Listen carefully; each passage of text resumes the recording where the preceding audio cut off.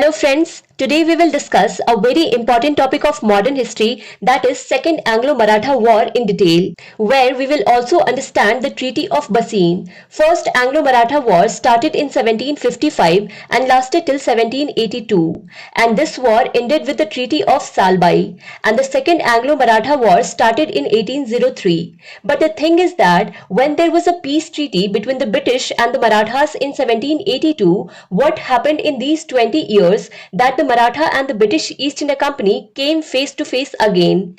To understand this, we have to understand the background of the Second Anglo-Maratha War. We had already seen that in January 1761, the Third Battle of Panipat took place, where the Marathas were defeated, and Peshwa Balaji Baji Rao's son Vishwas Rao, his brother Shamsher and Sadashiv Rao, besides many Maratha chiefs, were also killed in this battle.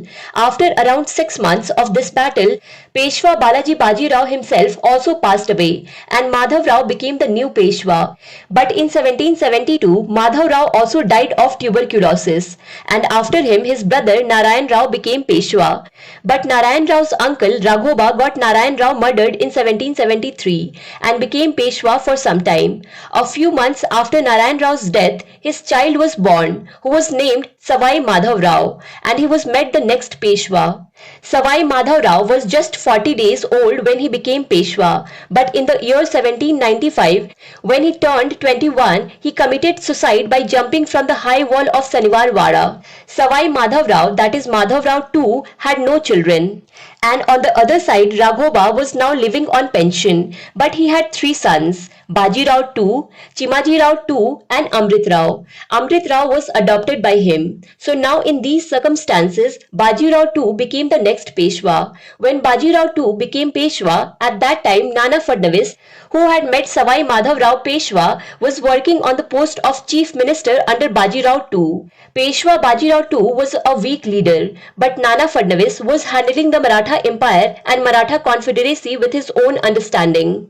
But in the year 1800, Nana Fadnavis also died, and after his death, there was no one left to handle Maratha Confederacy. The chiefs of the Maratha Confederacy started fighting for supremacy among themselves. The status of the Peshwa was now the same as that of a Maratha chief.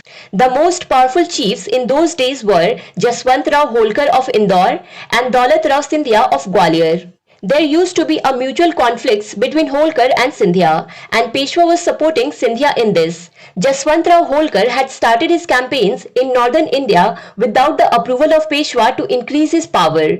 Along with this, he had sent his brother Vithuji Holkar on the campaign of South India. But Vithuji Holkar himself was running without any fear in the territory of Peshwa. Now he started robbing Peshwa's territory. So in a way, he indirectly challenged Peshwa. So Peshwa got Vithuji arrested and ordered him to be crushed under the feet of an elephant.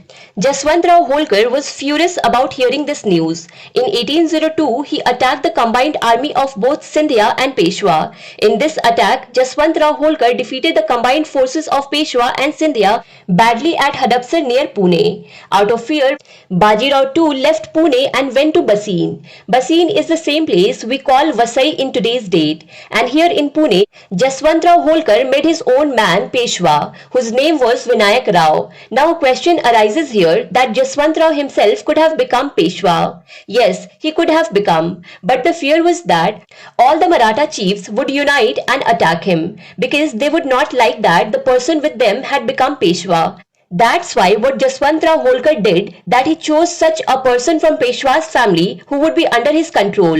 But now the question is that who is this Vinayak Rao? So basically, Vinayak Rao was the son of Amrit Rao and nephew of Baji Rao II. And here Baji Rao II wanted to become Peshwa again, and for this he sought help from the British East India Company.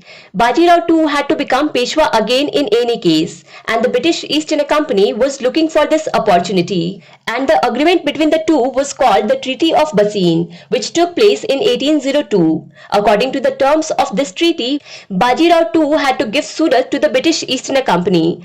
The Maratha people who used to demand chauth from the Nizam, that is 1/4 of the revenue share, had to be stopped. Nizam had already signed a subsidiary alliance with the British East India Company. Now, because the Nizam was under the protection of the British East India Company, that's why the Nizam was also benefited from this treaty. In return, the British East India Company was giving 6,000 troops to Bajirao II. These troops were supposed to help Bajirao II to become Peshwa again. But even after becoming Peshwa, Bajirao II had to keep these troops with him, and Bajirao too had to bear all their expenses. This used to be one of the conditions of the subsidiary alliance. Apart from this, Bajirao too had to give territory up to 26 lakh rupees to the British East India Company. The next condition of the Treaty of Bassein was that henceforth all the foreign policies of the Maratha would be controlled by the British East India Company, and people from the countries with which the Britishers were at war could not be appointed to any position in the Maratha Empire. They cannot be employed.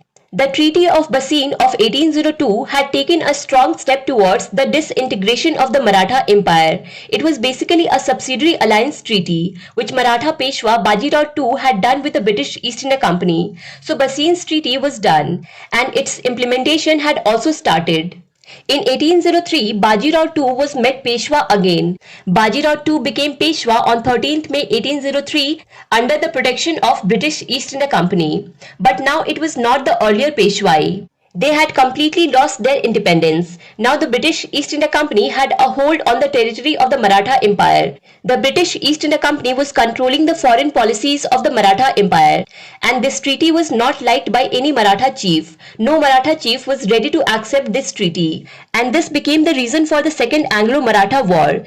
Scindia and Bhosle tried to defeat the British East India Company and get the Peshwa out of the trap of this treaty, but their attempt was unsuccessful. The British East India Company once again played a trick to separate the Maratha from each other.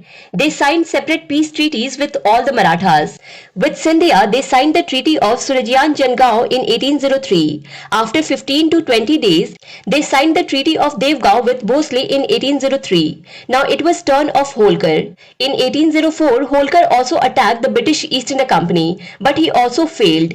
This battle lasted till 1805, and in 1805, they were also defeated, and in 1806 the British East India Company signed the Treaty of Rajpur Ghat with them. Thus by 1805 the Second Anglo-Maratha War was completely over. But after this war, the Maratha Empire was completely disintegrated and was trapped in the clutches of the British East India Company.